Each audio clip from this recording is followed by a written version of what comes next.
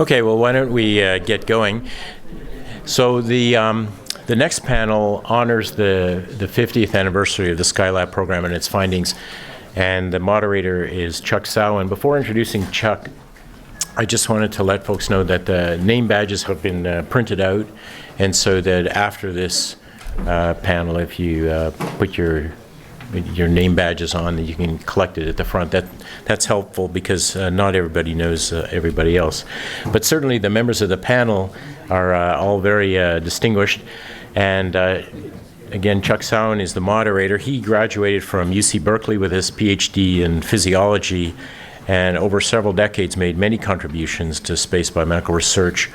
So his work was part of the biomedical results from Skylab report, and he'll talk about some of that today. And he also served as the project scientist for the Extended Duration Orbiter Medical Project.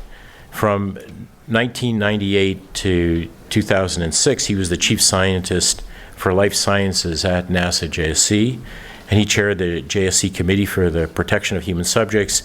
He was chair of the Bioethics Committee, and he facilitated international space medicine collaborations. I got to know him best in his role as the co-TAR for the National Space Biomedical Research Institute, and I always appreciated his wisdom and his mentorship. So thank you, Chuck. And it's all yours. Let's introduce Joe Kerwin. Can Joe hear me? Folks, can you set it up so we can talk? Can you hear me? Joe? Hello? Can you hear me now? Hello? Yes, I can. Can Joe. you hear me? Yeah. Okay, great. Joe, I remember Joe very well, and I doubt he remembers me, but Joe was he was the commander of the first Skylab mission. And start with an anecdote maybe that Joe can comment on, but one of the things I recall between him and Pete, he and Pete Conrad, was they had a bet whether or not once they got on orbit, they could run around the water lockers in the lab. And I don't remember who won the bet. Joe, do you have any comments? I lost because we could do it. It wasn't really running. It was more like floating and tapping, but we certainly got it done. I do have a short video of that we're going to show at lunch tomorrow, Joe, so people can get a feeling for what you folks did. But I'm really happy you can join us and make comments wherever appropriate. And let me try and get this started by, it's complicated because the group here is trying to present to you results that are in a 400-page book. So, you're getting a drink out of the fire hose, so to speak. I'd like to introduce our panel members and give you a little overview of Skylab and talk a little about SMEET, which was a precursor to it, and then turn it over to the panel members. So what we're going to try and do here is give a little discussion, a background on SMEET, musculoskeletal fluid and electrolyte findings and dietary issues, Dr. Lane, vestibular function, sleep monitoring, Dr. Homick. Blood volume, unfortunately, I got to cover because Dr. LeBlanc couldn't join us. Then we have guests Brandon and Steve, Brandon Massius, Steve Laurie, who are going to go over the LBNP and current issues with LBNP in their research. I'll pick up and go through what was called M171, which was the Skylab studies for exercise. And then we'll open it up to the panel members for summary comments. And at any time, if one in the audience has a question, please intervene, because otherwise it'll be a long dialogue of data. So if I may start with Helen Lane. Helen, on my right, received a PhD in nutritional science from the University of Florida in Gainesville. She served as an assistant associate professor of nutrition and dietetics at the Texas Health Science Center in Houston. She served many years as a branch chief overseeing biomedical research in the Medical Sciences Division. Helen has over 100 peer-reviewed publications, has edited 4 books, including the very interesting Wings in Orbit, which was the summary publication on the shuttle program. Next is Jerry Homick. After Jerry completed his PhD at Kent State University, he joined NASA Johnson Space Center in August 1968, which was a few months before the first Apollo missions. He spent the first 20 years of his career involved in ground-based and spaceflight neuroscience research. Following his investigative studies, Jerry migrated into life sciences senior management, holding several positions that involved oversight of the human spaceflight medical research. Jerry retired from NASA in February 2009. Next, we have Steve Laurie. Steve received his PhD in human physiology from the University of Oregon, where he studied cardiopulmonary physiology. He was a postdoctoral fellow at Johns Hopkins University, where he investigated mechanisms of pulmonary hypertension. Steve is currently technical lead for the SANS project at JSC, and he's been a key member of multiple spaceflight and analog studies over the past 8 years. Next is Brandon Messias, and I hope I'm not butchering the pronunciation. You're good. It's close? Okay. Brandon is currently director of the Cardiovascular and Vision Laboratory at NASA Johnson Space Center. Brandon obtained his PhD in exercise physiology at Texas A&M University. Brandon received the NSBRI First Award to conduct postdoctoral research studying spaceflight-associated neuroocular syndrome, in conjunction with Alan Hargens and John Liu at UC San Diego. Brandon is currently the PI on 3 International Space Station investigations to characterize and develop countermeasures for what we call spaceflight-associated neuroocular syndrome, or SANS. A little overview of Skylab, very briefly. It was the first program in NASA history to make investigation of human research or adaptation to long-duration spaceflight the highest priority. The model for the program was to increase mission durations by approximately monthly intervals. The actual durations were 28, 56, and 84 days. A crew size of 3 was chosen based upon utilizing the Apollo command module for transportation to and from the space station. Skylab itself was built from a highly modified Saturn V third stage. It provided a spacious, multi-level station with a habitable volume of approximately 13,000 cubic feet. Human adaptation to long-duration spaceflight and solar observations were the 2 priorities for Skylab. Now, the next part I think is real important from my point of view. Prior to their selection, the potential crewmen agreed to participate as subjects in multiple biomedical investigations. Related studies were grouped together and integrated where possible to gain a better understanding of human adaptation to long-term flights. Final selection of the experiments was based upon scientific quality as judged by internal NASA peer review panels, with consideration of the program priorities. Most investigators were either NASA employees or closely associated collaborators.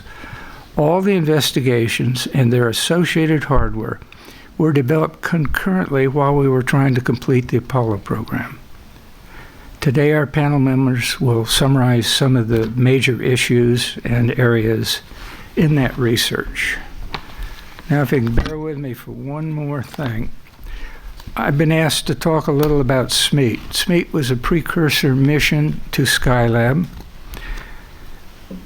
and it was conducted in an altitude test in building 7 or 7A at JSC. The mission management preparations were to observe, the objectives were to test mission management preparations for Skylab and to observe any physiologic changes that might be attributed to the planned unique atmosphere of 5 psi, which 70% oxygen, 30% nitrogen. The alveolar oxygen pressure was approximately sea level normal. SMEAT was a high-fidelity simulation of a 56-day mission, and it was conducted in summer of 1972. And I was fairly new at JSC. I spent my summer sitting on top of that chamber watching the crew, which was Bob Crippen, Bill Thornton, and Carol Bobko. SMEAT was conducted in 3 phases. Pre-chamber, there was a 6-month period of testing. Then the 56-day chamber test initiated 26 July 72, and that was followed by 18 days post-mission testing. All communications with the crew were relayed through a mission control center using a Capcom. And you can get more information on this. There's a NASA publication that summarizes all of it. Now, Dr. Kerwin, would you like to make some comments? My impression of SMEAT, or my feeling about SMEAT at the time, was that we were having a lot of difficulty making the hardware work properly for the Skylab medical experiments, especially the complete intake and output experiment, which required careful collection of all the urine and all the feces and everything. And it was heroic for those guys to spend 2 months in that little box making those experiments work, which they did. And we ended up with a very clean set of flight hardware. Yeah, thank you, Joe. I think that's a very important thing that came out of SMEAT. Dr. Thornton insisted on breaking my cyclogometer by riding it for an hour at 300 watts, which it wasn't designed for. And then he didn't like the body temperature monitoring system because Bill was before an MD, before an astronaut. He was an electrical engineer, I think, or biomedical engineer. And he felt there was a current leak, and we couldn't get it fixed. So he put it on the floor and stomped on it and broke it, and that solved that. Let's turn to Helen and let her talk about the very complicated integrated metabolic studies. The first thing, when I first came to Johnson Space Center, and Jerry was one of my bosses, so he can probably relate to this, I went into the lab and I was supposed to run these experiments for space labs. And I went in there and there were file drawers after file drawers full of data from Skylab. I can't tell you how much was there. Hopefully we got most of that at the University of Houston, Clear Lake, but I don't know what's happened to it after that. And I wanted to point out, and you know, we had the discussion about space station and the instrumentation. We really didn't have that kind of instrumentation. You had to do your standard curves, and then you did your analysis, and then you did hand calculations or use one of those big old calculators. We didn't use slide rules, but it was about that primitive. So I think given the fact that the technology was not there to do these experiments, it's amazing how well these experiments came out. And I have nothing but unbelievable respect and thankfulness to the Skylab investigators and to the technical people in the labs. They were very hardworking to get this data. So this handwritten data, there's charts after charts of handwritten data that came off of Skylab. As I said, there were file cabinets full. So it was quite a project, and I don't think that I could ever describe it completely, but it really was quite an incredible group of scientists. The results from the Apollo and Gemini missions did provide some understanding of mineral and fluid research. And from this, they wanted to develop metabolic balance studies. And for those that don't know what metabolic balance studies, it means it is already alluded to. Everything that goes in has to come out, and all of that is measured. So how do you do that for dietary studies? That means that we have to, this is something I did a lot of before I came to NASA, you have to buy all the food at one time, do the analysis of the food, and have a lot number, and then you do the food preparation or whatever is needed. For Skylab, for each mission, it was over a ton of food. This is a lot of food that goes up, and people don't appreciate when we go to Mars or whatever, and we don't have resupply. It's a lot of food, and hopefully the water recycling will work well. And the reason I asked the question about growing food is that it will really help with this logistics issue. So to do these balance studies, they had to have a dietary protocol, and the diet theoretically was supposed to be palatable. And the people that worked on the meal planning really worked hard to make a palatable diet. And, you know, it was really the first time there was really this challenge of making the food taste good in spaceflight. One of the things I always like to point out to people is that you probably eat maybe the same breakfast every day, maybe for a lot of you eat the same lunch every day, but do you eat the same dinner every day? And so there's food fatigue that happens. And at the time, all the cafeterias and schools and hospitals were doing what's called cycle menus. So, you know, on Monday it was spaghetti, on Tuesday it was steak, whatever. And so that was how it was planned for Skylab, was to do the 6-day cycle menu. So they wouldn't have the food fatigue. I'm sure they had some food fatigue, but that's the way it was.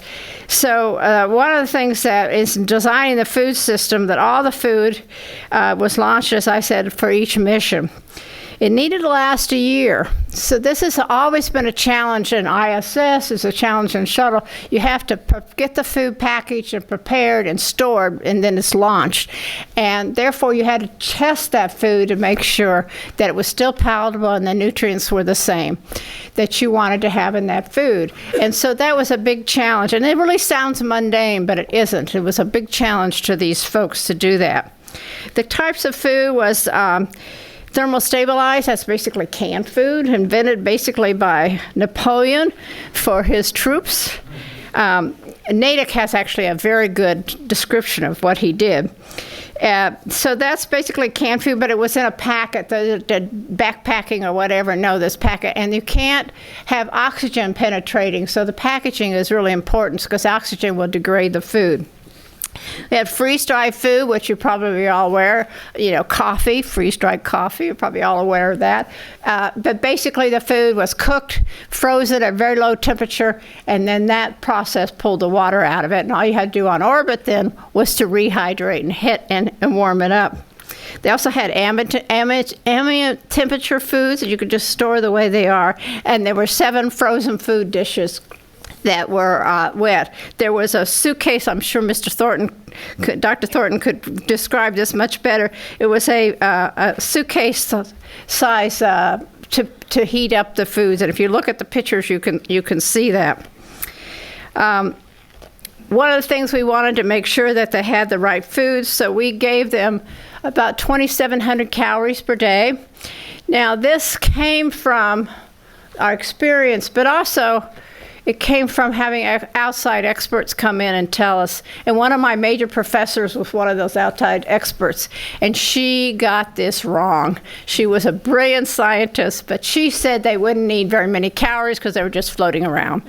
So the calculations, fortunately, our food people didn't go along with what she said.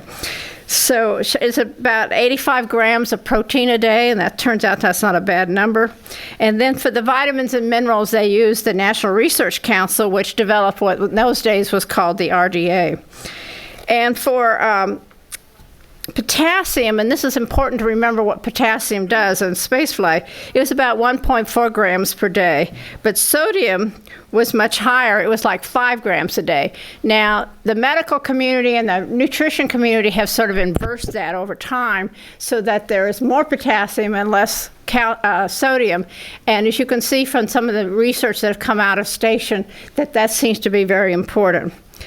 They also had about, let's see if I can find 730 grams of calcium. The calcium levels that they've recommended now are much higher than what we had on Skylab. So routine was to report negatively. So the idea was is that they didn't have to report everything they ate. What they had to do is report out what they didn't eat.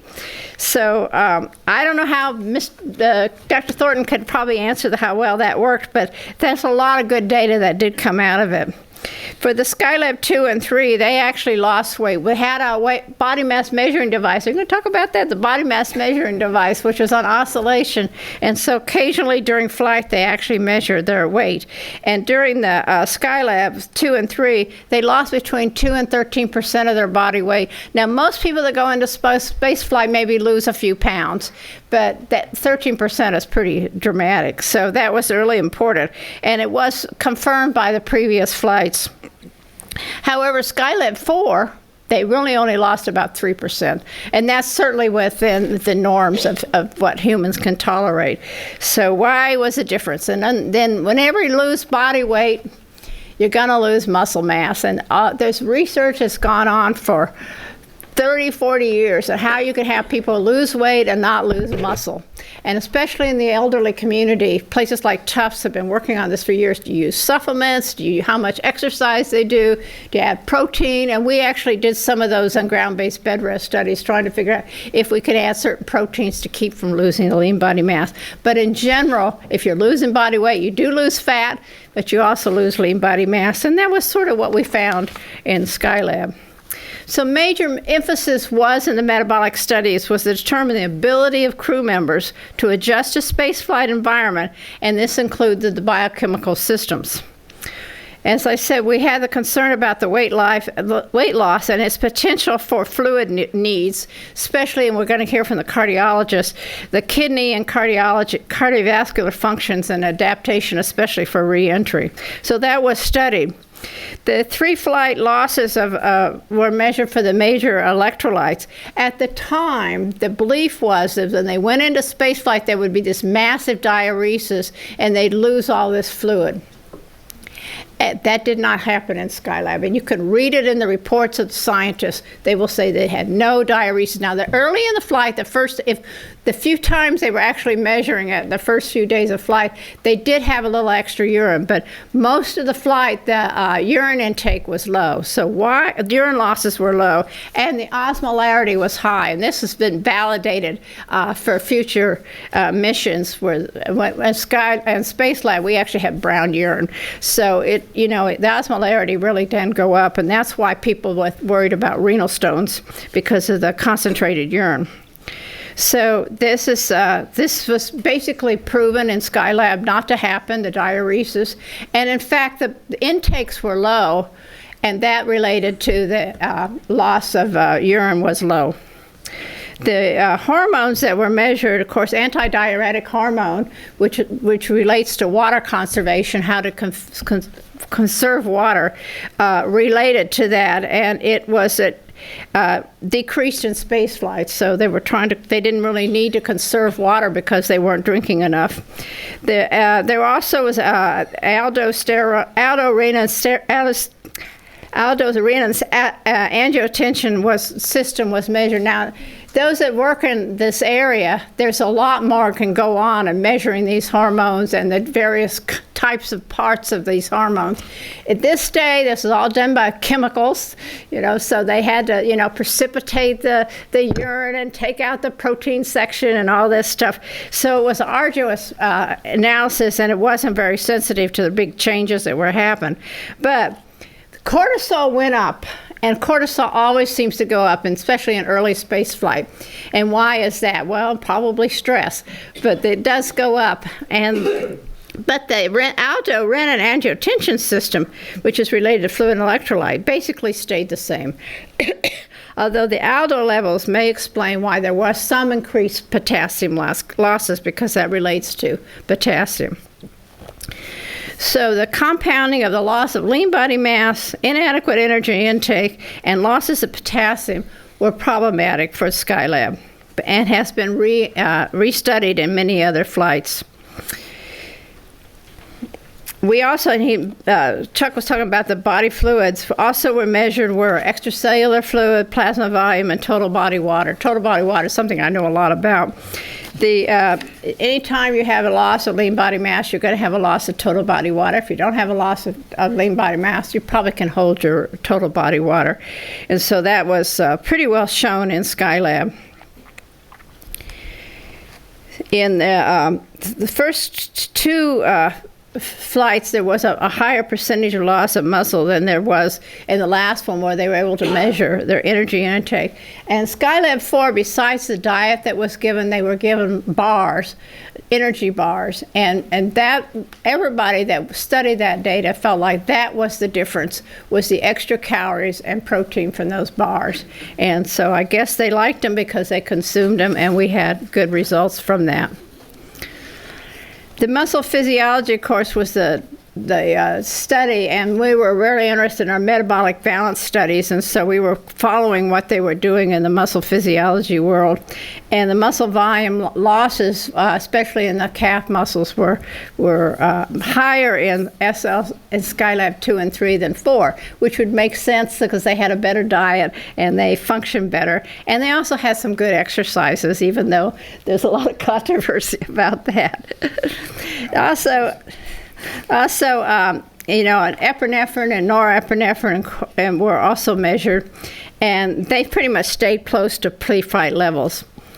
The concern about the cortisol is that we looked at glucose levels and insulin levels, and carbohydrate metabolism in spaceflight was sort of an area that I looked into.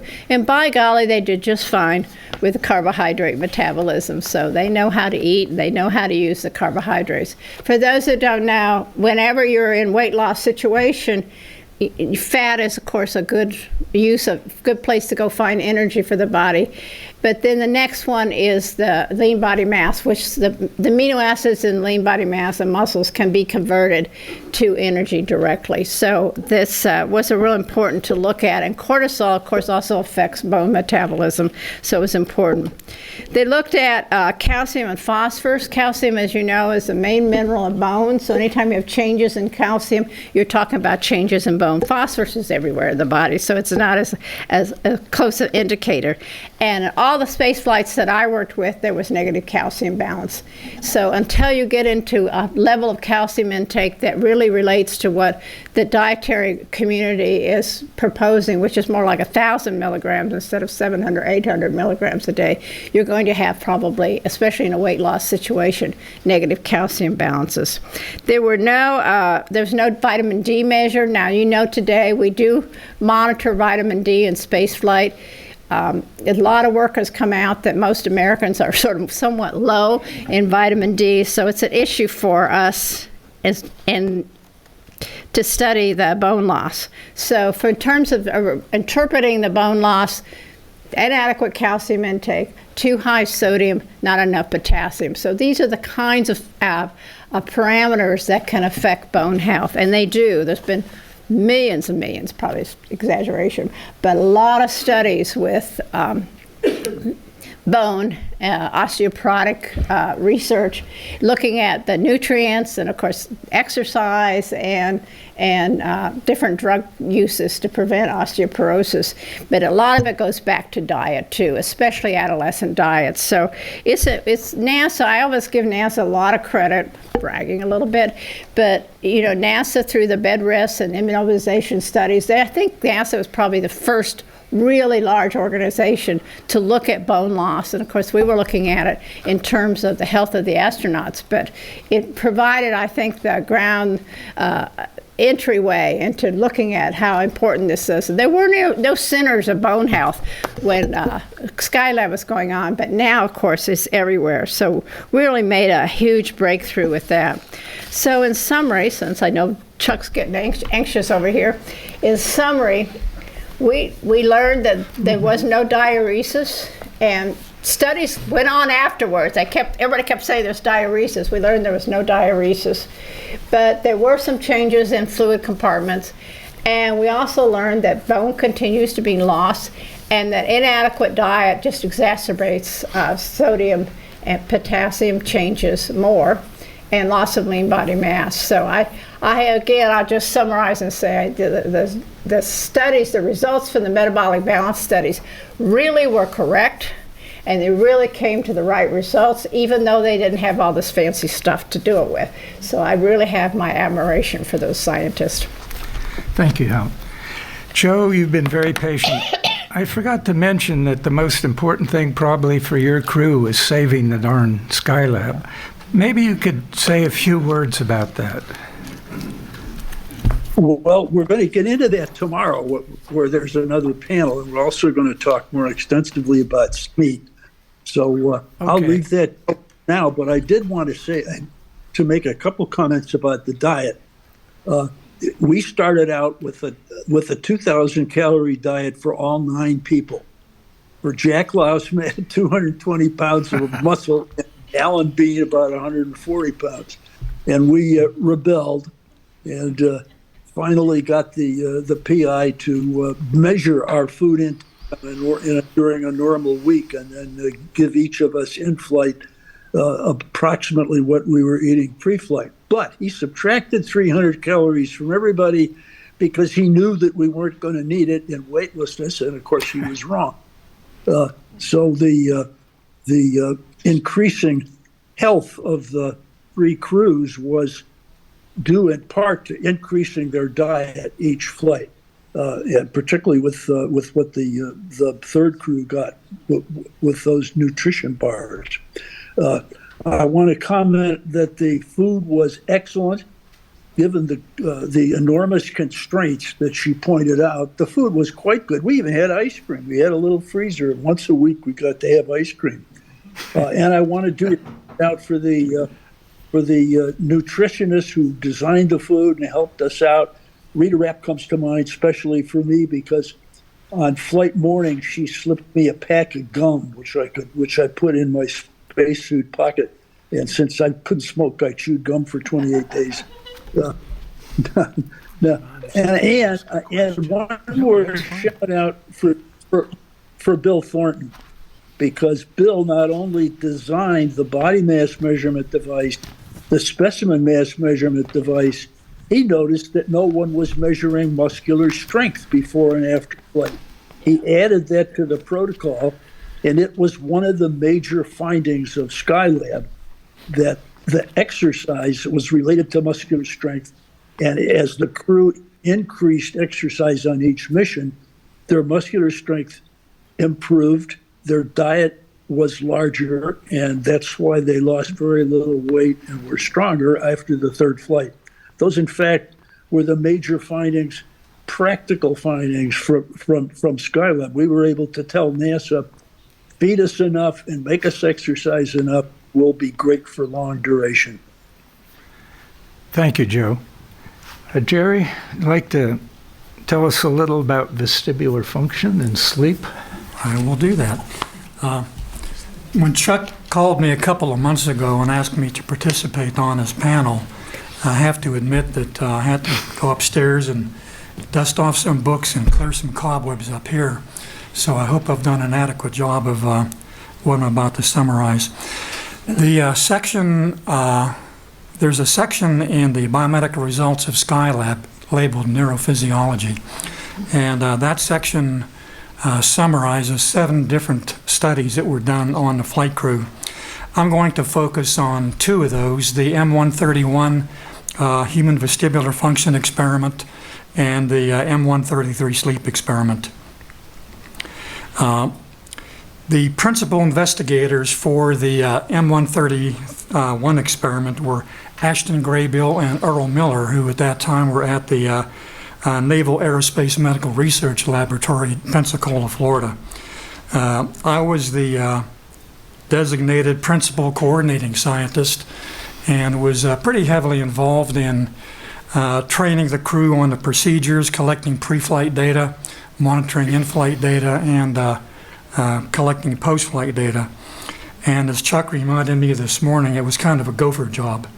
A lot of different things that were done. I was one of them. M131 had 3 parts. The first being susceptibility to motion sickness. There was a study to determine any changes in the sensitivity of the semicircular canals to angular acceleration And then there was an experiment on spatial orientation. I'm going to focus on the first on the susceptibility to motion sickness portion of that experiment. For those of you that may not know, space motion sickness symptoms are pretty similar to what you might experience with seasickness, air sickness, or even exposure to certain amusement park rides. By way of history, during the Gemini and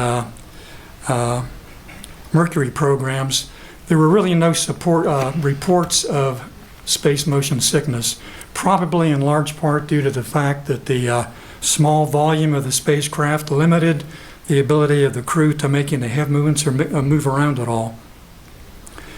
During Apollo, approximately, which had a larger volume, approximately 40% of the astronauts reported symptoms of motion sickness. These were mild to moderate. They occurred only during the first few days of flight, and they were managed through the use of anti-motion sickness drugs. Because of the concern about the potential effect of space motion sickness on future flight crews, the M131 experiment was developed using more elaborate procedures to address motion sickness in a more comprehensive manner.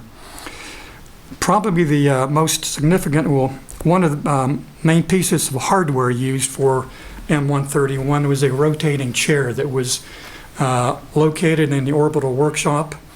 The crew members were seated in the chair. They were required to make prescribed head movements, forward, right, left, and toward the back. And they were then monitored for the appearance of any symptoms of motion sickness. Those symptoms might include epigastric awareness, either very mild or moderate epigastric awareness, possibly all the way up to mild nausea, pallor, subjective warmth, increased salivation, or even mild sweating. There was a point value assigned to each of those symptoms, and the test proceeded until the crew member reached a moderate level of symptomatology referred to as malaise 2, which was about 5 to 7 points worth of symptoms, and then the test was terminated. I might add that although the crew members were all very cooperative, all the crews were, I'm not sure that I was appreciated very much, because part of my job was to see if I could make them sick. And as I'll point out in a minute, turns out we didn't have that much of a problem. Based on the pre-flight tests that were done, we learned that all of the crew members were somewhat susceptible to motion sickness in a rotating chair, but generally less susceptible than a population of non-astronaut subjects. In flight, the rotating chair was not used until the 5th or 6th day of flight for a variety of reasons. But what we did learn was that during the first days of flight, when a crew was adapting, a lot of them did experience some moderate symptoms of motion sickness, but again, they were controlled through the use of anti-motion sickness drugs. And as I said, the rotating chair was first used days 5, 6, or 7. There was a major surprising finding that came out of the motion sickness experiment study. Once the crew adapted, it was virtually impossible to elicit symptoms from them with a rotating chair.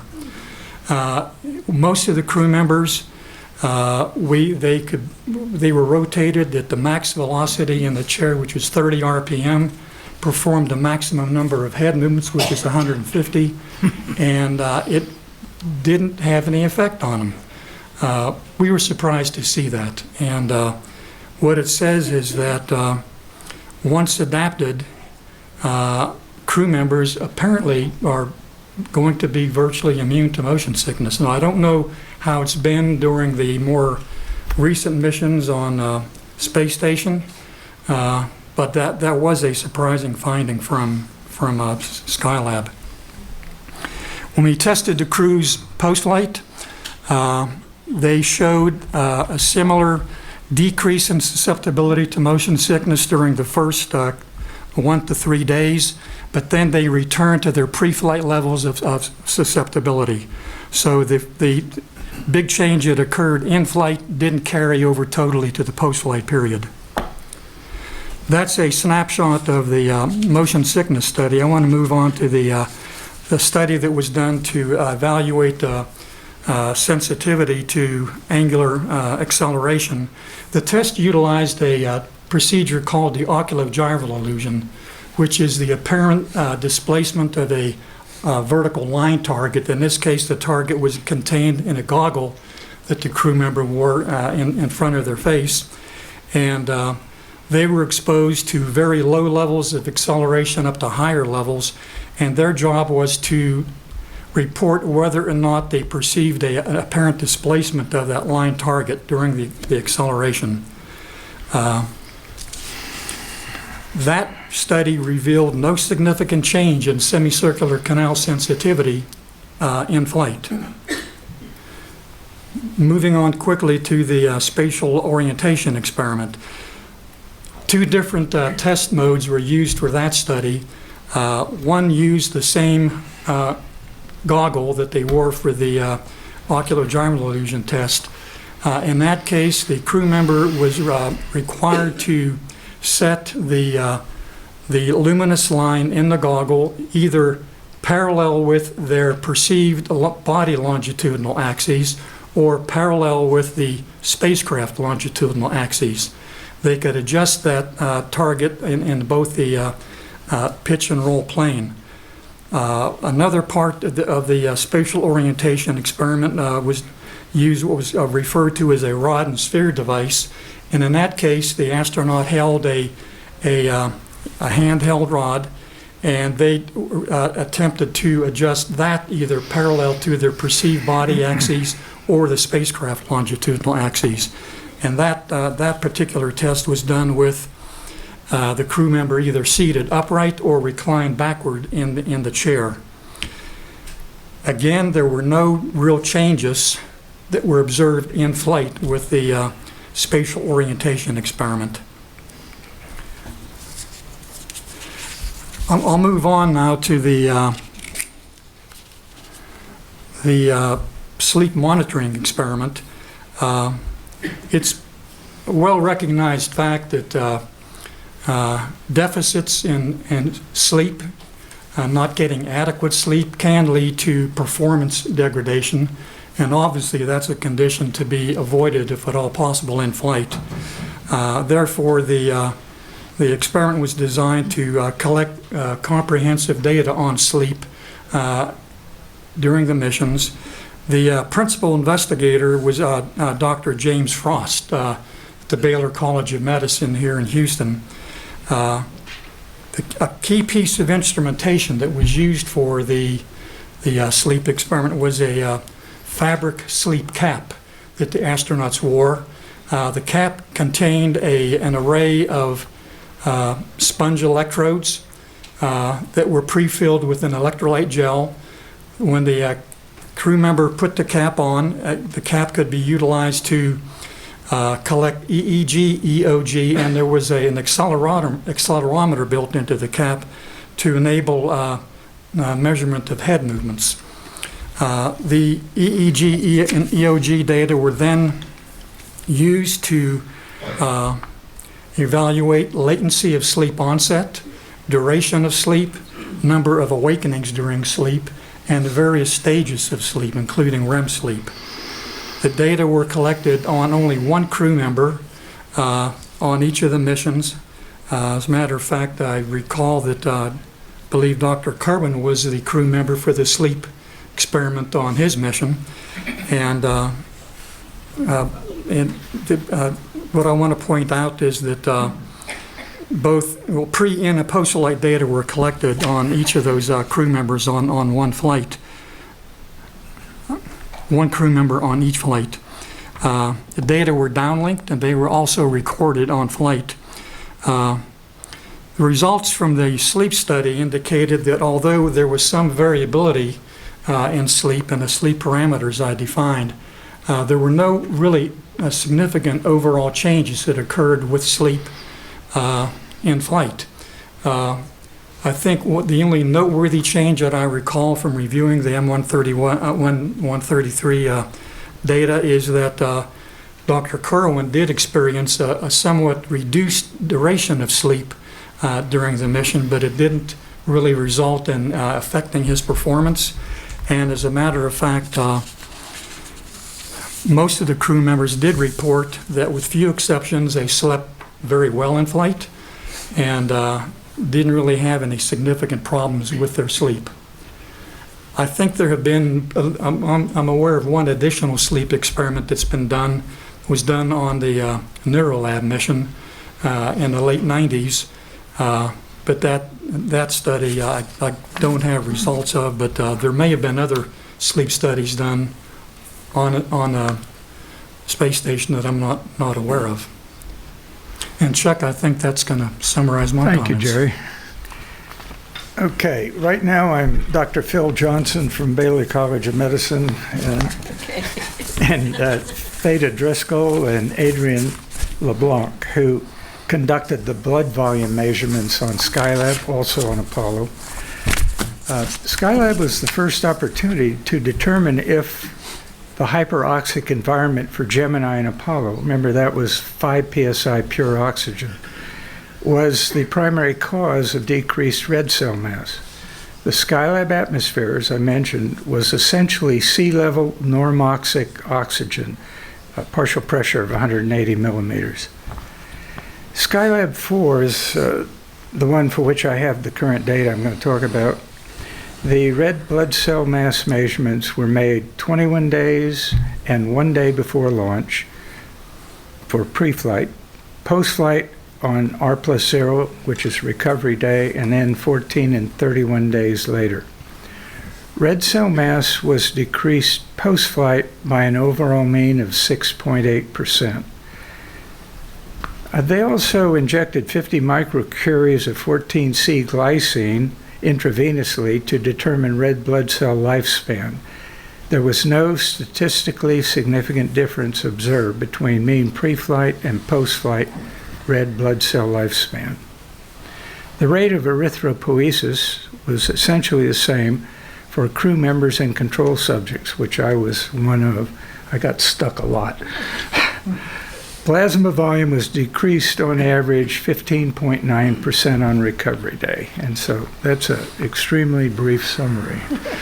I'd like to turn it over to Brandon and Steve to talk about LB&P, both on Skylab and in their current research. Yes, I'm impressed to imagine that lower body negative pressure was flown on Skylab, not necessarily because the hardware is, namely, sophisticated or complicated, but it really does require careful medical monitoring.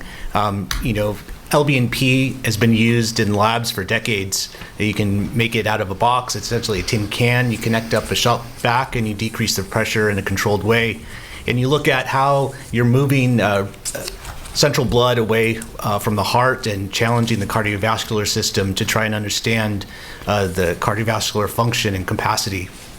In Skylab, this was done pre-flight and in-flight about 21 days prior to them going up, and as early as day 4, and then every 3 days during the mission.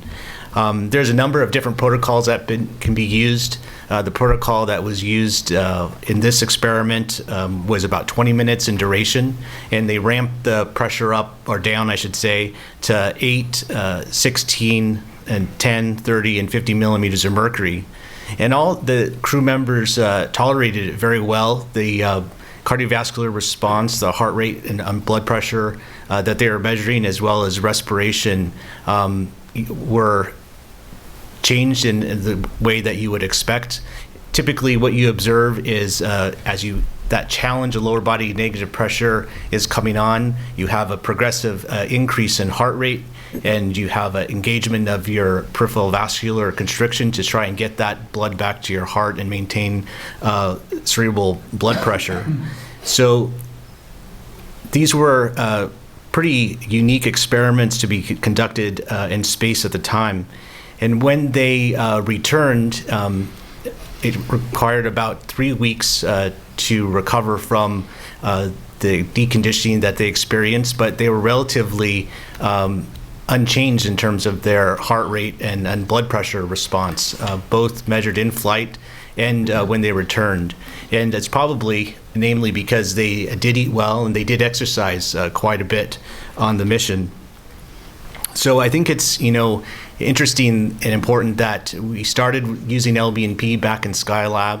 It continues to be used, or continued to be used on shuttle. Russian colleagues utilize the Chibis lower body negative pressure device. Essentially, it's a pantsuit with some rings to prevent it from collapsing. And it's an important technique because in terms of spaceflight-associated neuroocular syndrome, we think one of the primary initiating factors is a headward fluid shift. So now we're starting to think about how we might utilize these mechanical countermeasures like lower body negative pressure to address SANS. So I turn it over to Steve, talk about some of the other related work. Thanks. So, when they were using this back in Skylab and even in the shuttle era, it really was because of thinking about orthostatic intolerance when they came home, trying to stress the cardiovascular system to better enable it to deal with returning to gravity. When we started, seeing the eye changes and thinking about what are the countermeasures that we might deploy to try and combat some of that, we believe that the headward fluid shift is underlying that, and so something like LBNP is certainly something that was thought about very early on. But in this case, we are not so interested in stressing the cardiovascular system. In fact, that makes it a little bit more provocative and perhaps more dangerous. And so, almost 15 years ago now, one of the first research studies looking at SANS and looking at a countermeasure for SANS was called the Fluid Shift Study. And we wanted to explore how we might use LBNP in a little bit of a different way than it was used previously. A lot of work before my time went into developing in collaboration with the Russians to utilize the LBNP hardware they already had on board ISS. And we were really lucky. We had a lot of crew interest, and it was a very complex experiment because we had crew members that we wanted to test in weightlessness, and we wanted to learn about how were their fluids shifting towards their head, was there variability between individuals, could we use non-invasive markers of intracranial pressure. So we had a lot of different hardware. We used the ultrasound system. We wanted to look in their eyes. We used the OCT. And then we wanted to move all of this hardware over to the Russian side so we could use their Chibis device.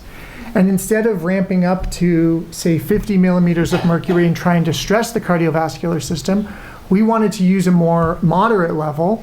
We used 25 millimeters of mercury, and we wanted to use it for a prolonged period of time. So we got approval to do it for up to an hour at a time in a crew member, which was not enough time, we thought, for the amount of measurements we wanted to make. So then we had our crew members go in 2 different days to do it. And one day was completely devoted to ultrasound, and we had long conversations on, okay, we have an hour, how much data can we get, what are the primary targets, and we measured everything we could. And then we came back another day and we had the OCT camera that Serena mentioned earlier that allows us to get these fantastic images of the eye. We had the intraocular pressure device to see, can we lower intraocular pressure? Is the effect of LBNP actually making it all the way to the eye? And then a couple of other devices that looked at non-invasive indices of intracranial pressure. And so we had all this outcome measures we were interested in, but at the same time, we were continuously measuring their cardiovascular function, saying, are they going to be okay for a full hour at this more moderate level? We thought they were going to be.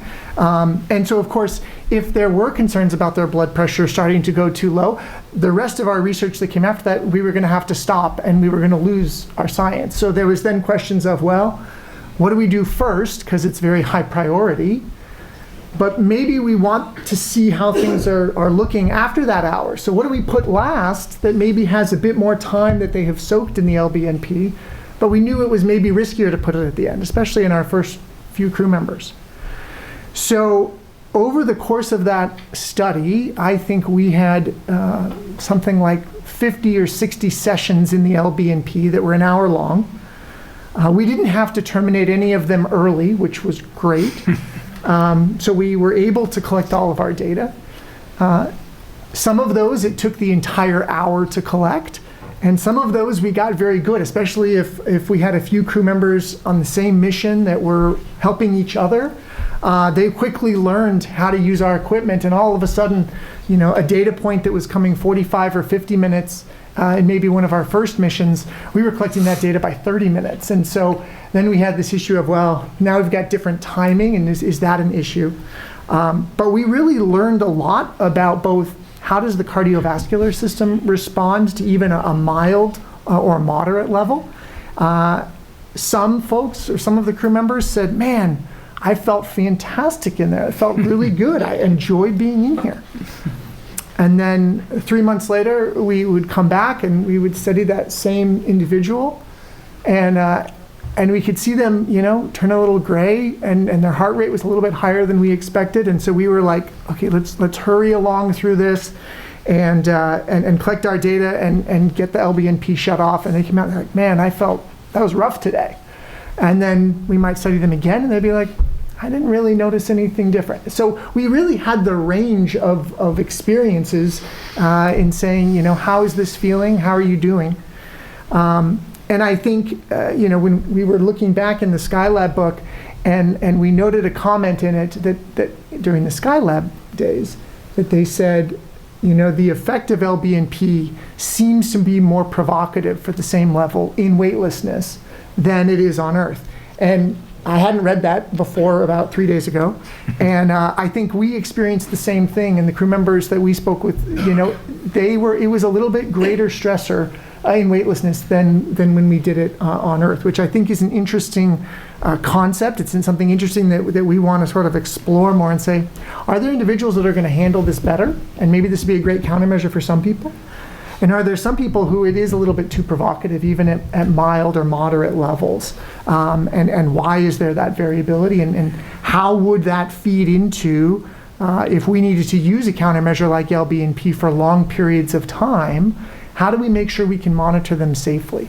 We had an individual in the Chibis, we had an individual that was helping run our equipment, and we had a third crew member who was simply monitoring their blood pressure and their heart rate. And we were in direct communication with colleagues in Russia who were also there. So there was a lot of eyes on this experiment, making sure our crew were healthy while we were trying to really get this fantastic data. So it was a great opportunity. It was really fun to do that collaboration. We had Russian subjects, we had American subjects, we had Russian operators, we had American operators, and it was a really great opportunity. And we've gone on to publish a number of articles out of this, and we've got more that we're still working on getting out to share. So Great. I'll pause there, I think. Thank you. Questions? Yes. Test. So nomenclature we still use today is short and long duration space flight, and define it at 30 days. And I think that means, Dr. Kerwin, you did the history's longest short duration space flight, or maybe shortest long duration space flight. The point being, perhaps that's a little arbitrary, but shuttle flights, not a real robust exercise hardware capability, whereas ISS, it's gotten better and better as time goes on. Very curious how that Skylab 2 crew, and 3 and 4, and how they got better, how they looked to the flight dock and to the staff after they landed and came off on the carrier deck and were seen, because we see them waving and smiling. But what was the feeling you had about their ability to do, say, an emergency egress, to do an emergency after that pretty long space flight without a real robust exercise, at least by today's standards, suite of hardware? And I'm really curious how that Teflon sheet treadmill worked, how people like that as well. I can answer that. It didn't. It only flew on the fourth mission, or the SO4. And I have some data showing how it was used. Now, Dr. Thornton used to say that was the answer. That's why we had to have treadmills. No. The heart rate equivalent on that was like 100 watts on a cycle ergometer. And the commander, Jerry Carr, could only do it for a couple of minutes. He could walk on it, which all that did was kind of heat up his stocking-covered feet. It didn't do much for his heart rate. And couldn't do more because it was uncomfortable? Correct. And it was just a small plate with Teflon on it. It'll show in the movie we're going to show at noon tomorrow. But I don't know if Dr. Kerwin's still listening in. Joe only had basically the cycle ergometer for the major exerciser. And I can't recall, I don't think we had the springs or the mini gym on that mission either. Joe, do you remember? We didn't. We just did the bicycle. That's of course, what I the thought. third flight had the treadmill, had Bill Thornton treadmill. Yeah, I don't go there. And I think they were in better shape post-flight than we were. We, after 28 days, were not in great shape post-flight to respond to an emergency. I felt like I weighed 400 pounds when I got out of that spacecraft. Yeah. But we recovered quickly. And the same was true in flight of the LBNP. Our response to the LBNP in flight was much more emphatic than it was on the ground. On the ground, you hardly noticed it. Up there, when you got to 50 millimeters of mercury, you knew your blood pressure was down, and you were, a couple of times we had to call it short to avoid somebody passing out. The thing that was encouraging then was that response didn't get worse with duration during the flight. So we're not too worried about passing out during reentry. Okay. Thanks, Joe. I think I need to go on and talk about him. Oh, Bonnie has a question. I'm Yeah, I sorry. was hiding behind. Hi, Helen. Nice to see you.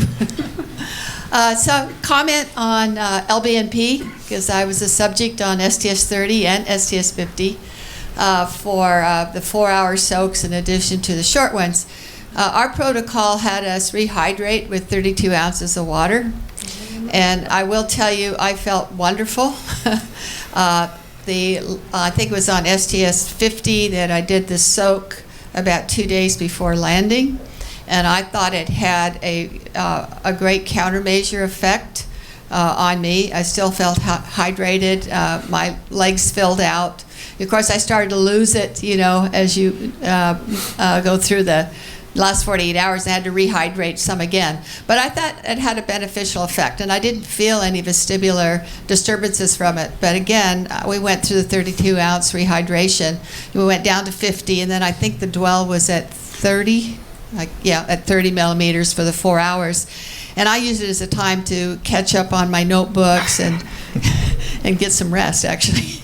Yeah, the problem with that being a countermeasure was the effect, as you mentioned, is gone within 24 to 48 hours. You have a crew of 7 who need a 4-hour exposure. It just was impractical. It helped. I think this highlights, looking forward, how we might use LBNP. It's on exploration mission when we don't have a lot of mass and volume available. So I think we'll have to be creative if that indeed is a countermeasure that we need to pursue for SANS. Any other question? Yes. Hey, Bill. Hello, Bill. Hey, it's Bill MacArthur. So I did LBNP on STS-58. And the being in the device was, as Bonnie said, it was not particularly stressful. Have you had people report an experience of basically refluid shifting the 24 hours after an LBNP session? So my experience was for the next day, it would feel very much like my initial arrival on orbit, a sort of rebound effect. So now I've got a stuffy head again, a little bit of a headache and things like that. You know, from our research, we saw them on flight day 45 and then R minus 45. So we didn't talk to the crew for months after we saw them. And so it is a very interesting topic. I mean, I think it's something we've theoretically thought about. Like, if we do this and we stress the system, then exactly as you describe, you know, there's something to be said for being in a, you know, stability. You've adapted. Now you're kind of stressing that adaptation. But yeah, we didn't have an opportunity to ask our crew specifically about that. I'm drifting a little bit. On STS-45, we had an experiment with Florinef, pharmaceutical approach to restoring fluid volume. And part of my job, I was the pitch man. I had to pitch each crew for what we wanted done, and nobody wanted to do it. But Charlie Bolden, who was commander, said he'd do it. But we had an agreement that if he felt he was getting what you had, Bill, the head fullness and everything, he would stop, and that's what happened. We never completed the study. He started taking the Florinef. He obviously restored his plasma volume, and he was very uncomfortable. Now, there was actually another crew member on 58 who signed up to participate, and after about his first session, he then withdrew from the study and left the flight engineer to deal with it by himself. Do we have anyone else right now? Hello. Yes. Just regarding, if I can scream, just regarding SANS. Oh, okay, thank you. Sorry about that. Just regarding SANS, going back to the SANS topic, has there been any work, or maybe is it plausible to think that there's a genetic predisposition for some astronauts compared to others to develop SANS? So Scott Smith and Sarah Zwart are working in investigating the one carbon pathway and its possible contribution. There does seem to be a contributing factor that those who have particular SNPs in those enzymes, maybe that pathway doesn't work as efficiently. I think that's probably the primary predisposing factor genetically. Thank you. Okay, I'm going to try and cover M171, which is probably the only area I was competent to talk about. I was the principal coordinating scientist. John Rummel and Ed Michael were the co-PIs. And I jumped into this as we were trying to finish Apollo flights, and we were trying to develop the hardware necessary for Skylab. And I became very involved in the hardware development too. But one aspect that hasn't been mentioned is that we had 6 sets of hardware for this experiment. We had 2 design verification test units, which were laboratory units that we could tinker with and find problems with. There was a trainer, which the crews used to test themselves and get baseline data. We had a qualification unit, which was the one that was shaken and whatever, tested to make sure the device was sound. And we had 2 flight units. This was critical to this being a successful program. And unfortunately, after that, I've never known of there being more than perhaps 2 flight units, and that was it. But this developmental period was so critical. Now, as I said, we followed on from Apollo, where in Apollo we exercised them on a cycloergometer, but we used fixed, heart rate control rather than fixed workload. When we looked at all the data, it was very hard to correlate things, so the change was made to use a 3-step constant workload protocol for Skylab. And there were 5 minutes per step, and the levels were approximately 25, 50, 75% of their max capability, which we measured maximum aerobic capacity pre-flight in order to determine the workloads. It resulted in more consistent, stable data compared to the heart rate protocol that we used for Apollo. Crews had multiple pre-flight tests performed using trainer hardware, And as I said, the crews generally did them on themselves in the flight trainer area in Building 5.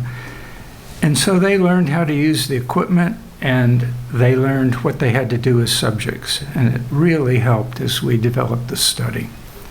The primary objective of the whole experiment was to determine whether or not man's metabolic effectiveness while performing mechanical work was altered during long exposure to spaceflight. Secondarily, we wanted to understand whether the cyclic ergometer would be suitable as the primary exercise countermeasure. The device was what we called an electromechanical device with a complex restraint system, which Joe's crew threw away almost immediately. It was a harness that went around the shoulders, the waist, and tied them down. They had no need for this because they had shoes which clipped into the pedals, and they could exercise almost without holding on. And Joe, I don't know if you wanted to comment on that or not. Yes, I would like, whoops, am I talking? Yes, I hear you. Can you hear me? Yeah, okay. Yeah, we had a problem with that elaborate harness, which, by the way, was designed by a backup crew member, not by you. It was his fault. And indeed, it was much too restraining. When we tried to work at the higher levels, the straps cut into the arteries in our thighs, and we just couldn't get there. And this created a problem because the doctors said, Pete's having a problem with the ergometer. He's throwing a PVC or two. He's got to be stopped. No EVA for Conrad. And the EVA was to pull up the solar panel cover. So Pete immediately said, "Get me the center director."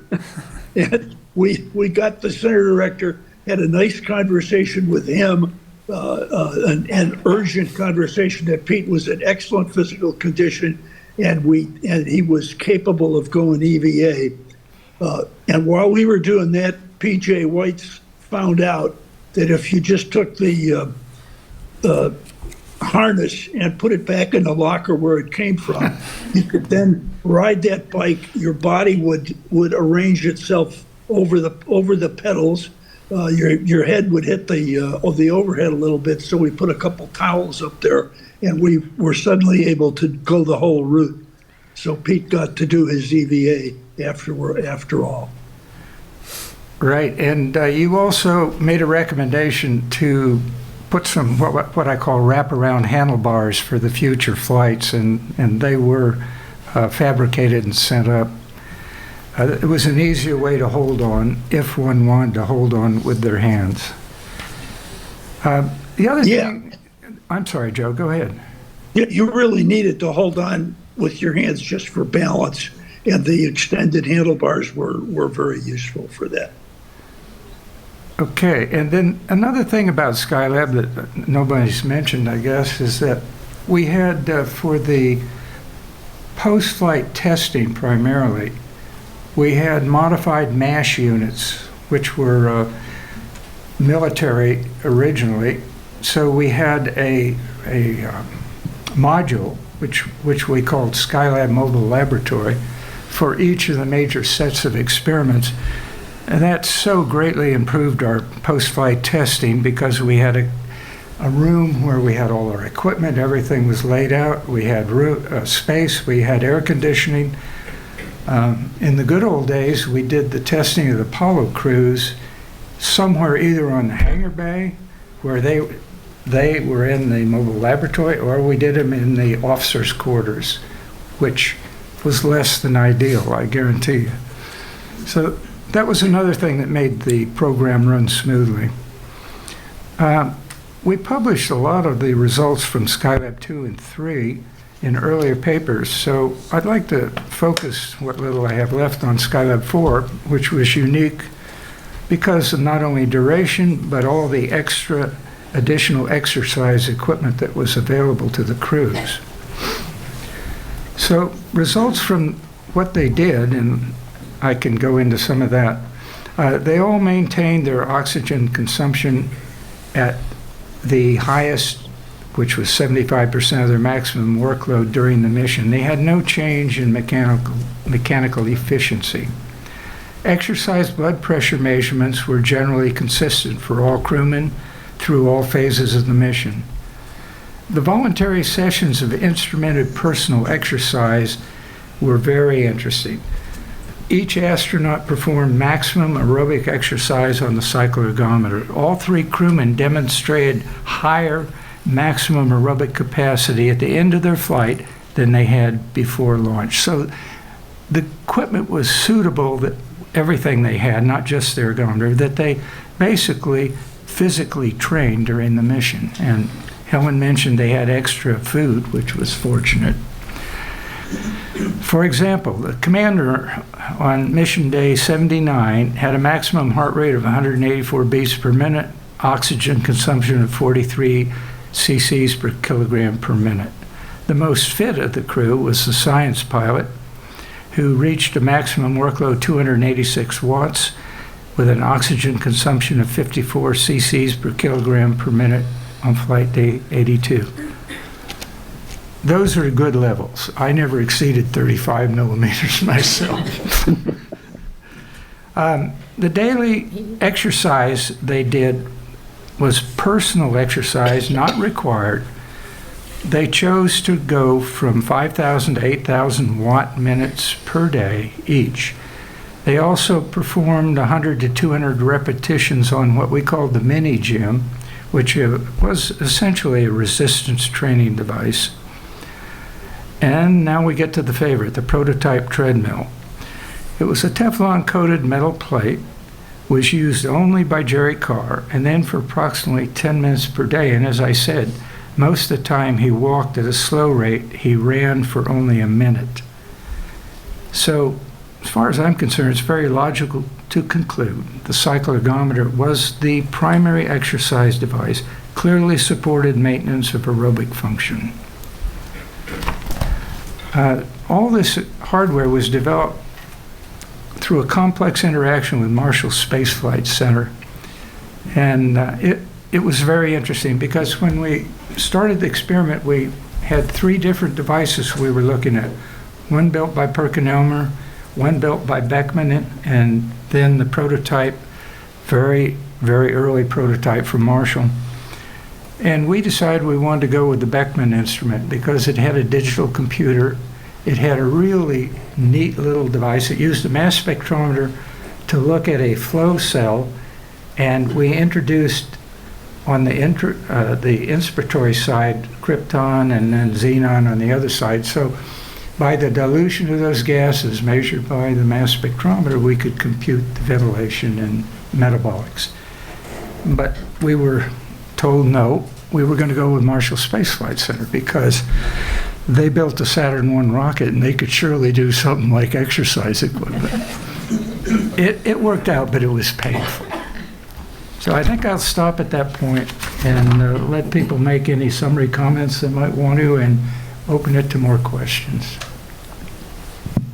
Dr. Kerwin mentioned that the food was really good. The person he mentioned was Rita Rapp. Rita wasn't a nutritionist or a food scientist, but by golly, she was going to have the best food for the astronauts. And if we could have had shrimp and lobster tail and filet mignon, she would have figured out how to do that. And that was her sole goal, was to have the best spaceflight food. And I think we have benefited from her vision. Of course, she isn't with us anymore, which is sort of sad, but Rita made a huge impact on the palatability of the food. Jerry, anything? Nothing particular other than to, I guess, emphasize that the surprising finding with the rotating chair where the crew members just were not susceptible anymore to motion sickness once they achieved the initial adaptation. And I think I mentioned earlier that I don't know what the current status is on station, but my guess is that once the crew members adapt, motion sickness is no longer an issue. Steve? I mean, I think I actually would ask a question to Dr. Kerwin if you had an opportunity to use LBNP and if you have any comments on how that went and your thoughts on it as a countermeasure.